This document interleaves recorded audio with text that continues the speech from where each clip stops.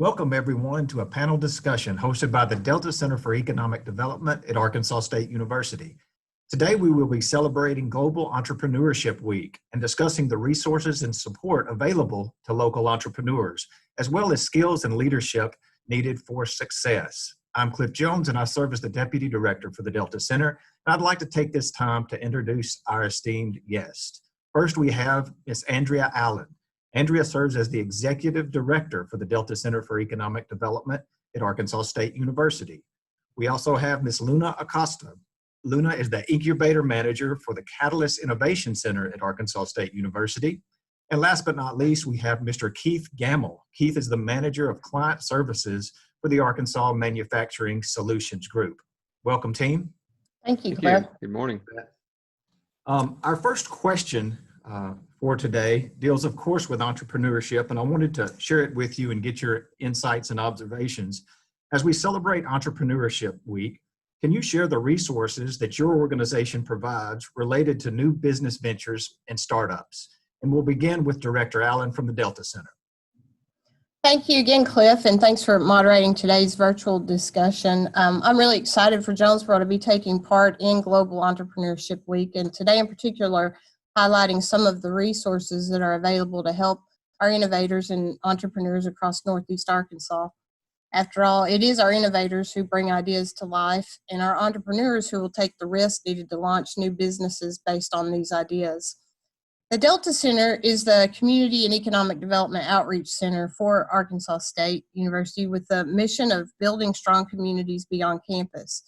We work to provide a comprehensive approach to serving the business community by connecting their needs to the expertise and resources found on campus. Two Delta Center initiatives in particular that serve the business community are ASTATE Innovate and Arkansas Manufacturing Solutions. The Delta Center also has a strong partnership with the Small Business Technology and Development Center. So they have an office located here at the Delta Center. If you missed yesterday's video by SBTDC, be sure and check it out on our Facebook page. It contains a multitude of resources available to help entrepreneurs launch a business. Now I'm going to share a slide here. Started in 2017, ASTATE Innovate provides a system of care for entrepreneurs looking to take their idea from conception to the marketplace. We have tools and equipment that most new startups looking to design and prototype a product cannot afford on their own, but they can afford a minimal client fee to use our equipment until such time they are ready to go out on their own. A good success story and example of a startup using ASTATE Innovate is a startup company called Fraz Labs. There was an entrepreneurial couple based out of Little Rock had an idea to create a specialty flashlight. They needed help with the design and the equipment to cut down on the time it takes to manufacture their product. And we happened to have the equipment and the assistance that they needed to do so. They started out by contacting our director at ASTATE Innovate. He first introduced them to the staff at the Small Business Technology and Development Center, who gave them great advice on how to start up a business. Then ASTATE Innovate staff worked with them on the product design, utilizing our CNC mill to produce prototypes. I believe Arkansas Manufacturing Solutions also provided guidance to the entrepreneurs during this process. Fraz Labs is now selling their products online and has found success in what was their initial idea.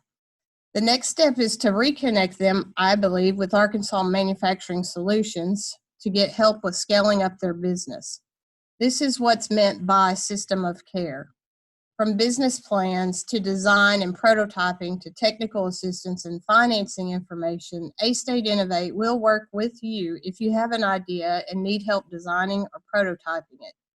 ASTATE Innovate is a great place to start for innovators and entrepreneurs. ASTATE Innovate has two locations: the Garage, a makerspace located on campus that focuses on design and light industrial tools. You can see some of the equipment on the screen here. And the Shop, an industrial manufacturing space located in the Jonesboro Industrial Park.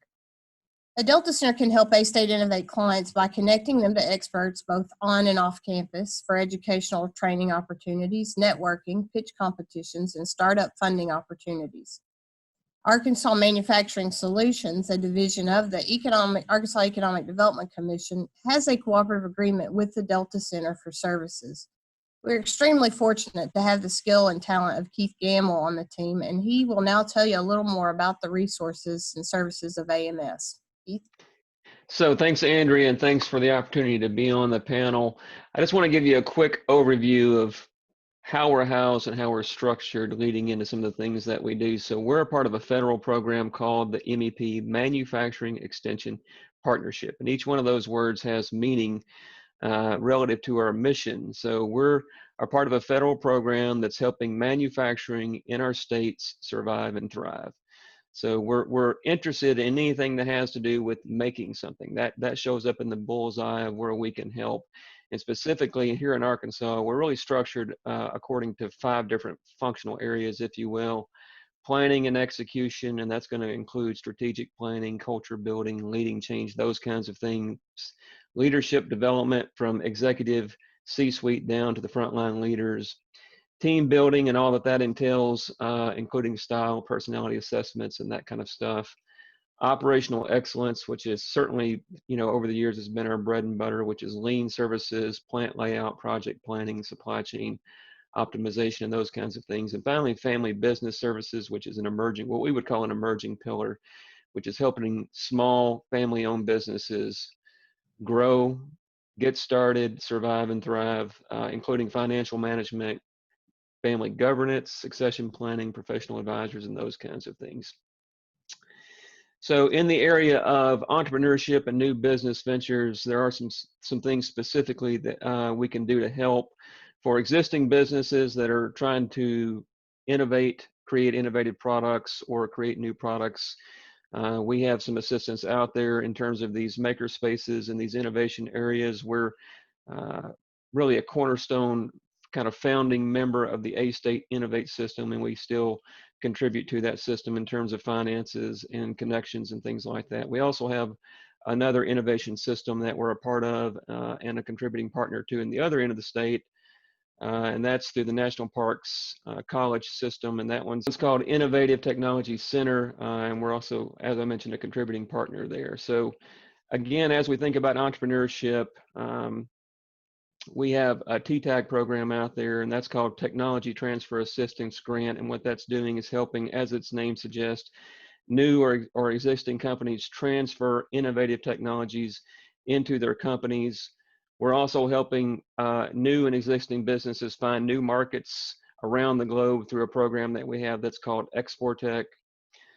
So these are just a few of the things that we can do in the area of entrepreneurship for new and existing businesses. That's great, Keith and Andrea both. And Luna, do you want to finish us off here as far as resources go? Sure. Let me pull up my slide. My name is Luna Acosta. I'm the incubator manager for the Catalyst Innovation Center. Thank you for letting me talk today. I really appreciate it. Catalyst is a business incubator for bioscience, engineering, and technology startups. And in the entrepreneurship or innovation centers world, we would kind of refer to this as a phase 1 style incubator. Okay, what that means is that we serve early stage companies that are right at the formation stage, have decided to become a company, and as they move through that first initial period of growth, where they can face those sorts of challenges, which we can refer to as the valley of death, where a lot of startups fail. So we help guide them through that. And how do we do that? We do that by providing dedicated space, which we can rent at an affordable cost that is scalable. We include all office furniture and the basic laboratory supplies. In terms of the facilities, we have flexible laboratories that are available for rent. We have common space lab rooms, dedicated shared equipment, and versatile spaces. So Catalyst Innovation Center is located inside the Arkansas Biosciences Institute, the ABI, that's on the ASTATE campus. We're on the first floor in our own little wing there. And we're very thankful for that partnership, because that partnership allows us access to specialized equipment rooms and also core equipment. And that's part of the greater facility. And that's one of the reasons why Catalyst really does cater to those early stage bioscience and technology style startups, because you can really build kind of a modular growth system through that, where your first investments are in your staffing rather than the equipment that you need to buy in order to conduct your work. And that's really important for startups, right? So you can see on the slide that we are growing. We opened up in 2016, and we have continuously filled a little bit more year over year. And we have remained steady from 2019 to 2020. And I want to point that out because to me, that really points to the importance of an incubator system for those early stage startups. If you're in kind of one of these fields that's a little bit more risky, or a little bit more challenging than others, because we all know with the COVID pandemic and the resulting economic crisis and all that, that small businesses have been hit hard.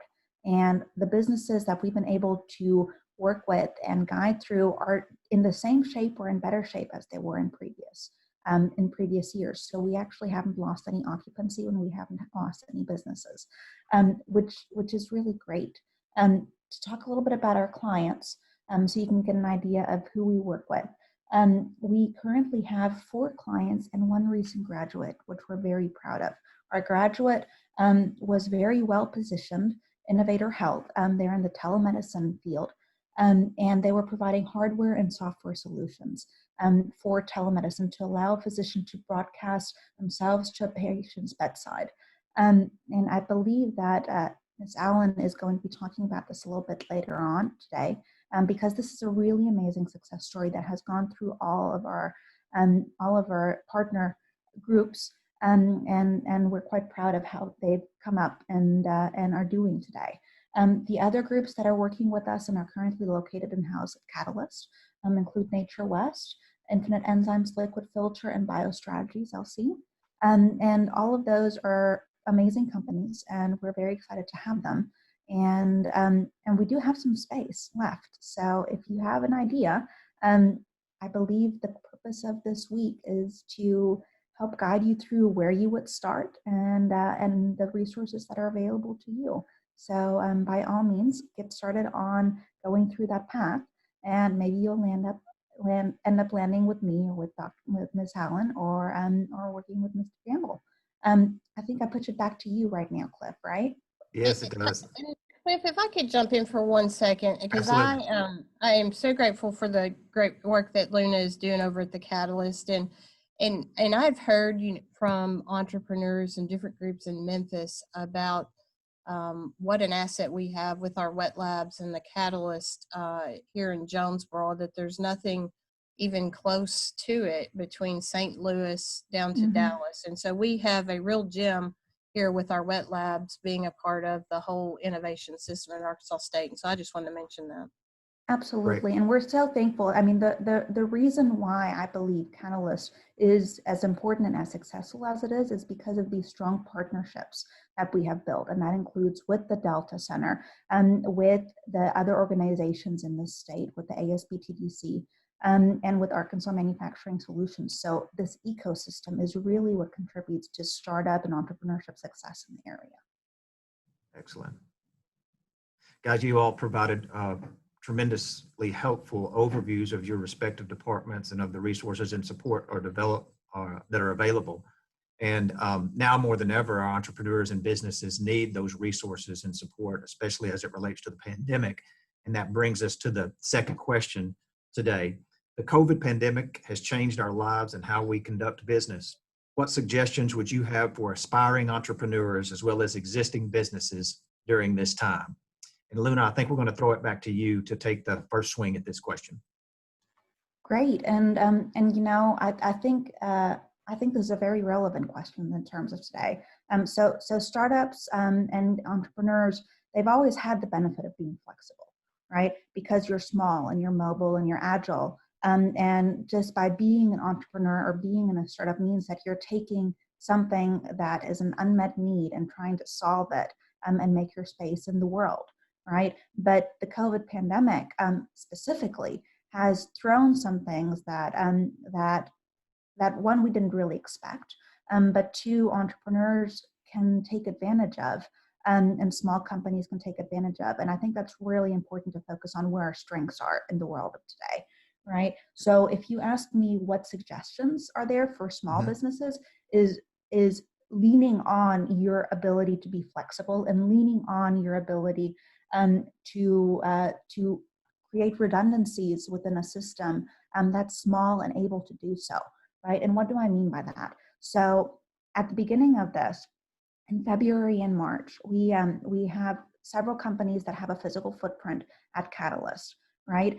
And because they're small companies, they were able to implement a telework policy very quickly, which I believe has contributed extensively to their employee retention, and also being able to continue to do their work as they move forward. Because since they're working in research and development, some of these companies might even be considered essential services, right? So being able to quickly implement these sorts of policies because you're a 5-person group or a 10-person group, that's a real asset, right? And so the need for being flexible, for working with your employees to be able to allow those sorts of movements, that's a really great thing.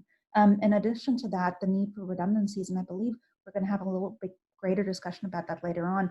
That, I mean, we're talking over a platform right now, and so having your software systems or your computer systems where you're connected and can access your files from home for your employees, that's really important. And in terms of redundancies, that can also mean being in a place where you can have backup systems, right? So one of the great assets of Catalyst is because when you rent space with us, we do provide some equipment, and that we're located within a larger facility which we can lean on if necessary. So with the COVID pandemic, there is a national shortage of freezers. I'm not sure if you've tried to buy a freezer over the last couple of months, but you know it's hard to buy a deep freezer. Now it's hard to buy a fridge. And that extends also to the sort of equipment that's needed in the laboratories. So we actually had a fridge go out over the course of the last couple of months. And because we had those redundancies available, we were able to salvage and not have any really disruption in our day-to-day work because we had those extra systems, or were connected into a system where we could borrow a fridge or we could move things around and have things work. So need for redundancies, having those backup plans, and being flexible, I think, are the real takeaways from this. Excellent. Keith, what would you and AMS like to add? So just to tag on a little bit to what Luna was saying, as I was thinking about this question, I really think about it from the frame of how we pivoted as an agency when the pandemic hit back in the March timeframe. You know, we were all busy and we were out doing face-to-face delivery, and then suddenly, in the course of a couple of days, literally, it all went away. So we shifted gears, and we spent a lot of time early on vetting and looking at these virtual platforms. It's such an important tool. It was already out there. Most of the stuff that we're using today is not new. It was already around. What's new is our context, our awareness of these, and the value that they bring to existing and to new businesses. So I would just recommend that for entrepreneurs and new business ventures, leverage these tools, take advantage of our experience in that. What we learned from studying this extensively early on was, all of the things being equal, use the easiest platform for you guys to use and for your client. Zoom is ubiquitous. It had some, security concerns early on. Part of that was in the way people were using it. They've patched a lot of that. So I would recommend this very platform that we're on, as Lena was talking about. We've also brought in Adobe Connect and Go to Training. From our study and vetting capabilities, those are two that showed up as high capability, high capacity platforms for us to do virtual delivery. So instead of going on the road and meeting with the client face to face, I'm doing this kind of stuff. There's no reason why new businesses can't get this going early on in the life cycle of their business. The second pivot point for us was in the type of stuff that we were doing. And I just want to make new business ventures, entrepreneurs aware of these things.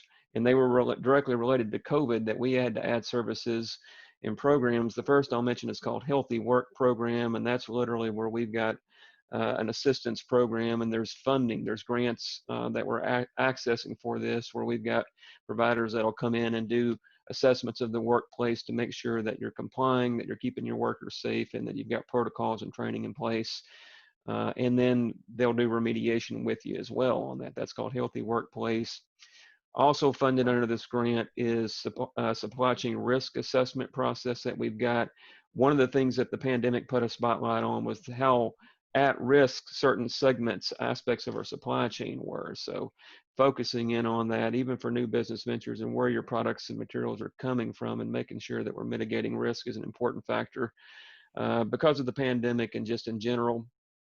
Also, the idea of automation. Now we have workers who can no longer be in the workforce, and for a period of time we had companies that were on hold for that reason. So that put a spotlight on automation. We have resources that can come in and either advise you on the front end of the business life cycle, or if you have an existing business, look at opportunities to automate and connect you to resources to do that. The final thing I'll mention, and Luna, it goes back again to what you were saying and what I mentioned at the first part of this segment, and that is we've got lots of people doing business virtually now. We've got cloud-based storage. We've got a lot of intellectual property and information that's being exchanged via these platforms now.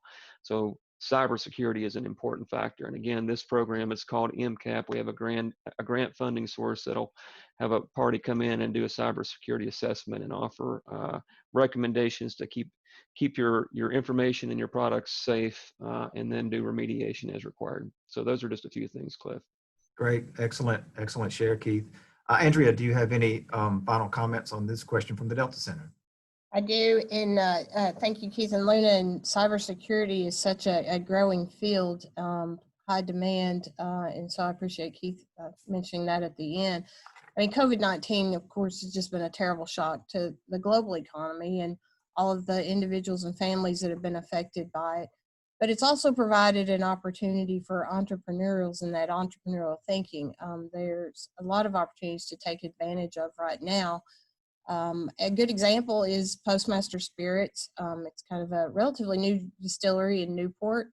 They switched from making alcohol to making hand sanitizer when stores started running out of hand sanitizer. They saw a need, and because their tasting room and things had to close down, they were trying to stay afloat, and so they were able to change into making hand sanitizer, and it has kept them going.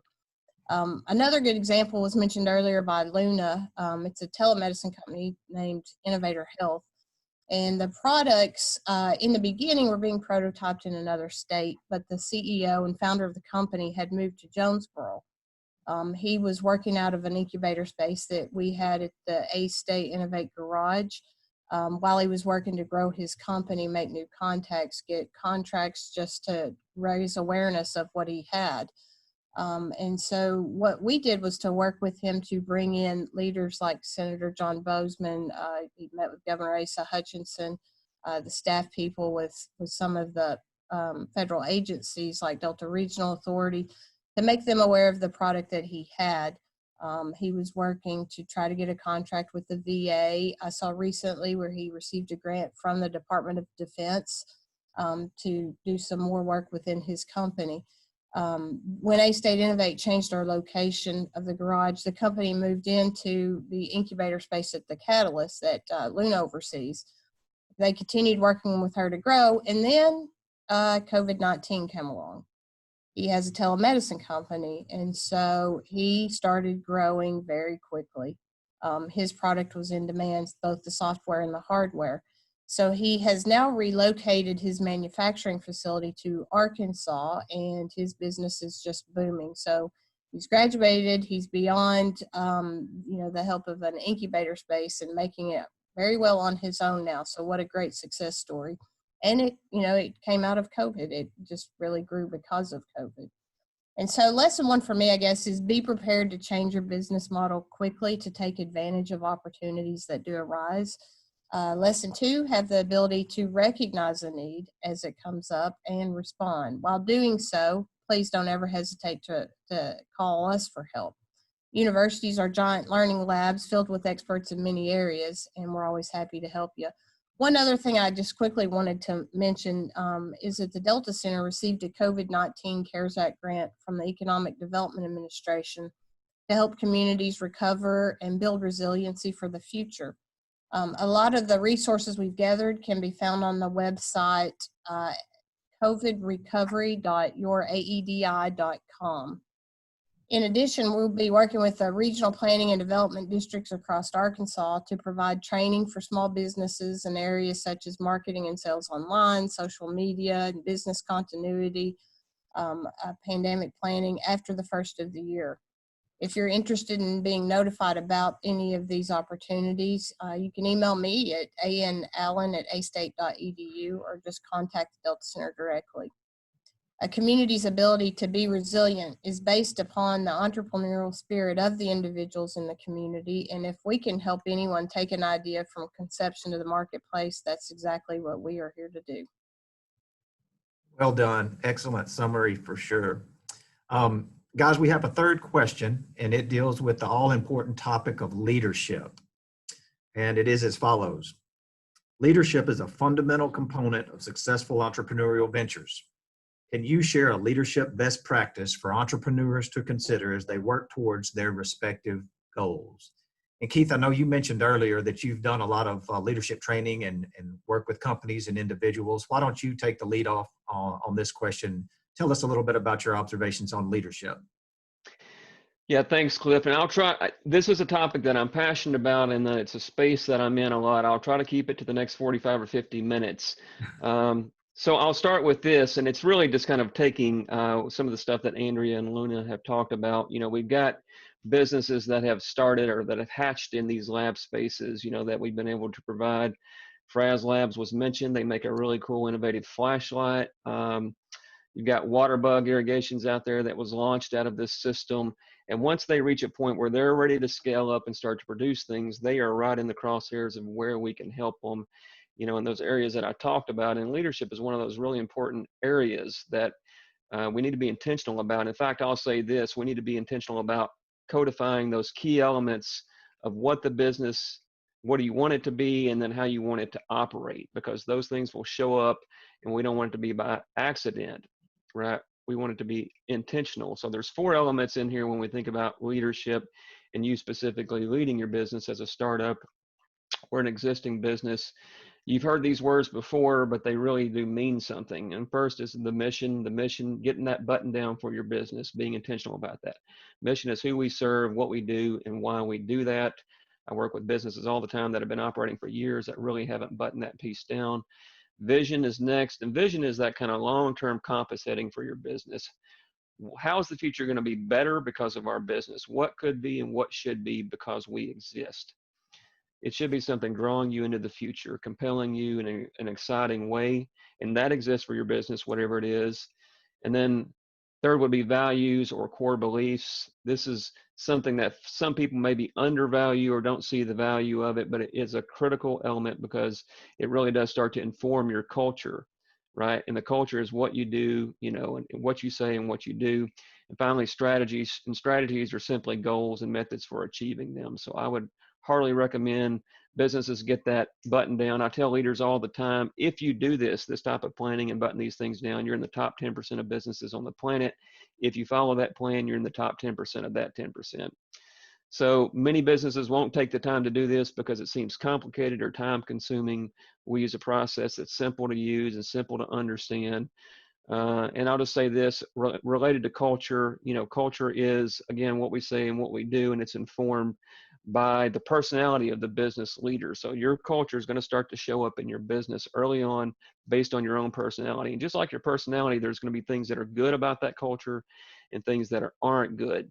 So culture is going to happen in your business, whether you plan for it or not. The opportunity is to be intentional about getting these foundational elements nailed down early in the life cycle of the business, because businesses will bring me in many cases to try to shift or change culture, and it's exponentially harder to do it that way than it is to get it right the first time, and it's possible. So if you're out there and you're listening and you want to make something, I'd love to work with you guys on nailing these pieces down. And just to share a resource with you really quick before I hand over the speaking conch, there's a source out there that I'd recommend. It's a book by Roger Connors and Tom Smith. It's called Change the Culture, Change the Game. Do yourself a favor and check that out. Awesome. Well done, Keith. Some real authentic and true talk about leadership there. Luna, anything you would like to share about the leadership question? Sure. You know, I'm going to bookend off of what Keith just mentioned and really focus on the importance of company culture, right? So I work with companies that are just forming, where they're one full-time person, one half-time person, or sometimes people are working on this on a half-time basis, or they might just have grown from a 1-person to a 5-person to a 10-person company, right? And sometimes when we're in that really early stage, we don't recognize or realize that leading by example really matters, because as Keith alluded to, culture begins from the very first moment that your company gets started, right? What do I talk about that? What do I mean by that? It's your work ethic, your honesty, your being able to accept constructive criticism, having a team mentality. If any of those are important for your business success long term, and making those an integral part of how you conduct yourself and you conducting business, so that you can lead by example as you bring new team members on, that for me is really an important pillar of success for businesses as they grow. Because, culture is going to be there, and it is much harder to correct it than to start it off right.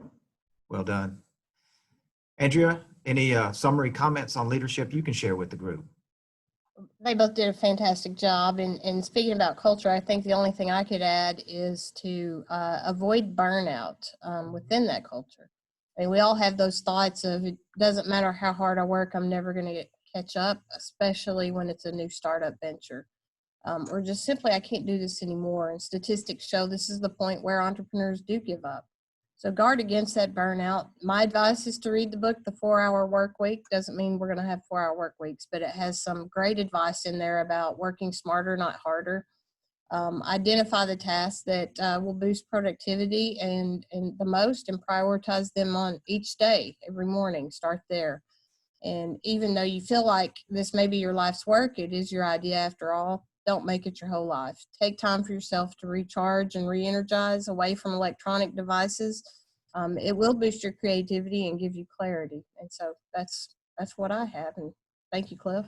You And bet. Andrea, let me quickly interject there. You said something that made me think of something else related to burnout and working on the business and in the business. There's a book on the topic by a gentleman named Michael Gerber called The E-Myth.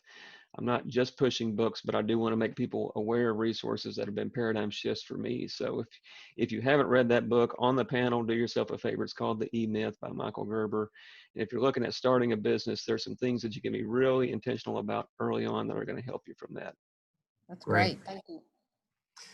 Well, I think teamwork was mentioned in leadership during that last question, and I wanted to thank this team for spending time together, from collaborating across the Delta Center and across the campus to discuss entrepreneurship and highlight the overview of our departments, the resources and support that are available, changes during the COVID pandemic and how to adjust accordingly, and last but not least, leadership. Your observations and your expertise is very much appreciated, and I know our viewers have appreciated it as well. Speaking of, we want our viewers to continue to tune in to our social media here at the Delta Center for all of our activities and events during Global Entrepreneurship Week. We're here to help you, help our entrepreneurs and our business folks in Northeast Arkansas. And thanks again for tuning in, and we'll see you next time. Bye, everybody.